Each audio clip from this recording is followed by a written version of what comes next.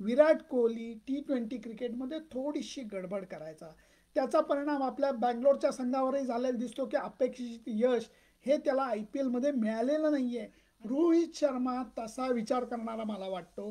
T20 क्रिकेटमध्ये काय करायला पाहिजे, काय नाही करायला पाहिजे, कधी कोणाला थोडंसं ओरडायला पाहिजे, कधी कोणाच्या पाठीवरनं हात फिरवायला पाहिजे, या गोष्टीचा अंदाज रोहित शर्माला मला वाटतं T20 क्रिकेटमध्ये खूप जास्त आहे.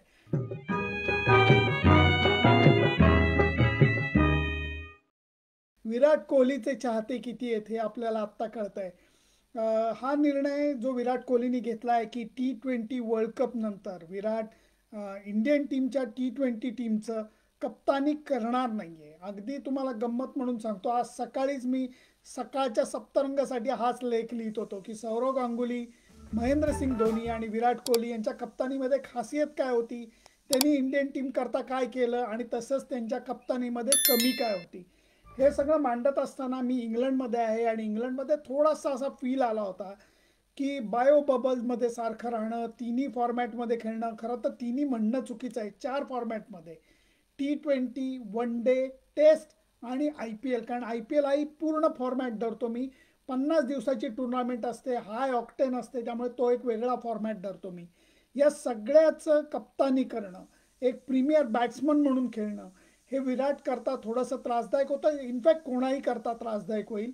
त्याचं कारण कप्तानीचा हा जो काय म्हणतात त्याला काटेरी मुकुट आहे, हा काटेरी मुकुट घालून टॉप परफॉर्मन्स करणं हे खूप अवघड असतं मित्रमैत्रिणींनो. आणि याची कल्पना आपल्याला थोडीशी नाही येणार.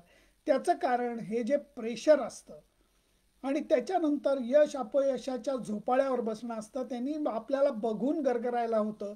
तर प्लेयरचे काय हाल होत असतील याचा आपण विचार केलेला बरा. परंतु मित्रांनो, मी एवढंच म्हणेन की विराटनी हा निर्णय विचारांती घेतलेला असावा.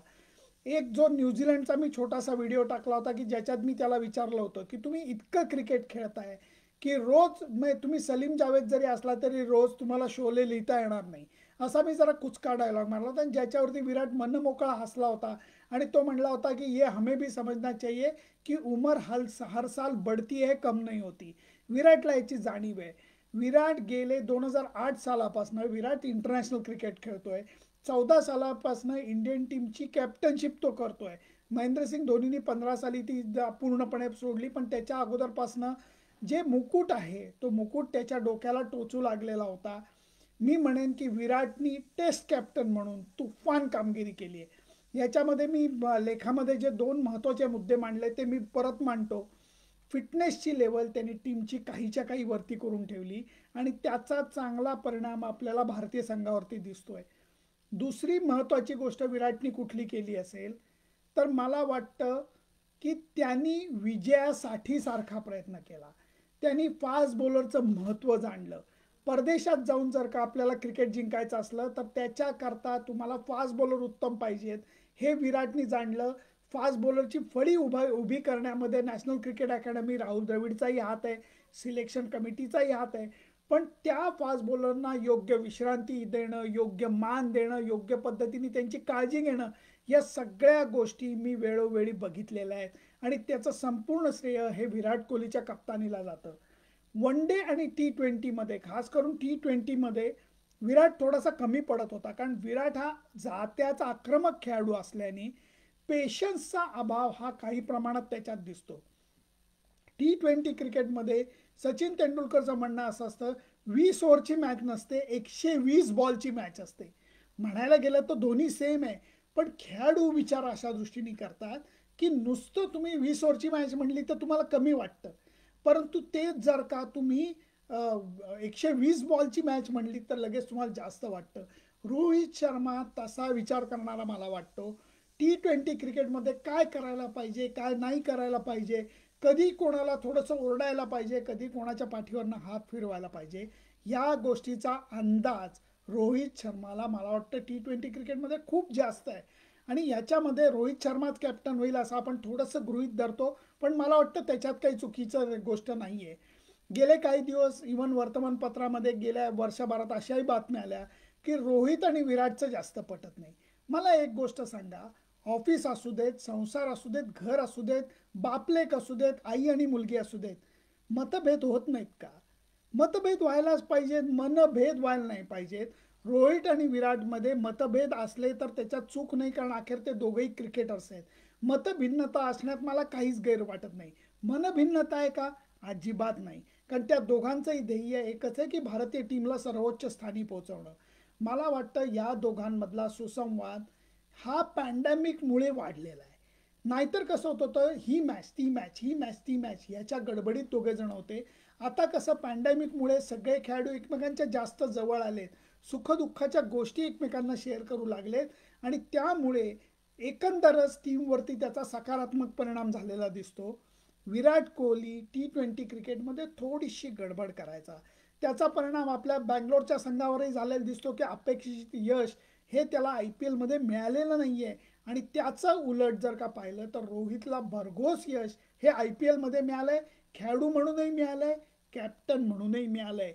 आणि ते सुद्धा अंडर प्रेशर. मुंबई इंडियन्स संघाला लीड करणं ही सोपी गोष्ट नाही. अंबानींचं दडपण हे काय असतं हे जे त्यांच्या टीममध्ये खेळणाऱ्या लोकांना त्यांचं प्रेमही अचाट आहे, पण त्यांचं दडपणही अचाट आहे, कारण अपेक्षांचं ओझं हे सहन करायला लागतं. अजून एका माझ्या वाचकांनी, सॉरी मी त्याचं नाव विसरलो आत्ता, त्यांनी सुंदर मुद्दा मांडला की भारतीय आत्ताच्या संघामध्ये प्युअर गुणांचा विचार करून 6 मुंबई इंडियन्सचे प्लेयर आहेत. 6. त्यामुळे रोहित शर्माला यांना हँडल कसं करायचं, इन्क्लुडिंग हिमसेल्फ, हे त्याला पक्कं आणि चांगलं माहिती आहे. त्यामुळे विराट कोहलीनी ही धुरा खाली ठेवत असताना हळूच तिरक्या डोळ्यांनी पाहिलंय की आता ही कोणाकडे जायला पाहिजे, तर रोहित शर्माकडे जायला पाहिजे. वर्ल्ड कप नंतर या सगळ्या गोष्टी होणार आहेत, घाई करायची काहीच गरज नाही आहे.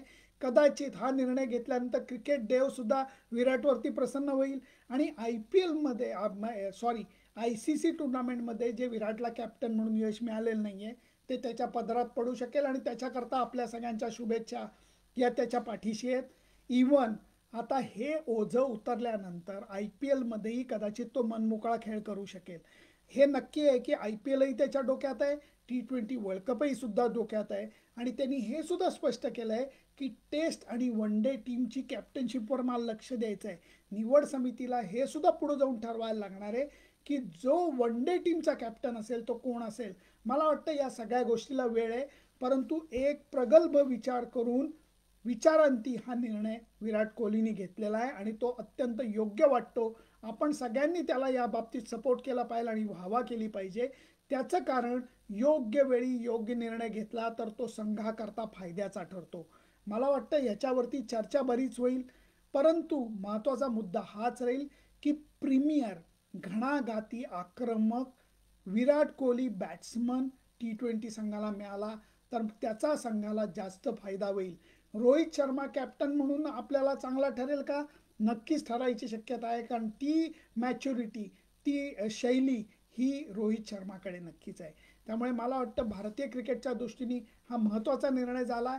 जाता जाता अजून एक दोन मुद्द्यांवरती मला बोलावं असं वाटतं. ज्या वेळेला या संदर्भातल्या बातम्या की विराट कोहली सोडायची शक्यता, T20 नाही व्हाईट बॉल क्रिकेटचं कॅप्टनशिप सोडायची शक्यता, त्यावेळेला BCCI कडनं याचा स्पष्ट शब्दात नकार आलेला होता की असं काहीच नाही आहे. मला वाटतं BCCI सुद्धा काही गोष्टी अगदीच लपवायला जातं ज्या ऑब्व्हियस असतात आणि त्यामुळे माध्यमांशी त्यांचा असलेला संवाद हा अजूनही बरोबर होतोय असं मला वाटत नाही. कारण कित्येक गोष्टींची स्पष्टता ही त्यांच्या संवादातनं येत नाही असं माध्यमातल्या लोकांचं म्हणणं आहे. मी त्याचा एक भाग आहे आणि या बाबतीत मी BCCI पेक्षाही माझे जे पत्रकार बंधू आहेत त्यांना मी नक्कीच सपोर्ट करेन. मला वाटतं तुम्ही सुद्धा खूप जण भरपूर कॉमेंट्स करताय.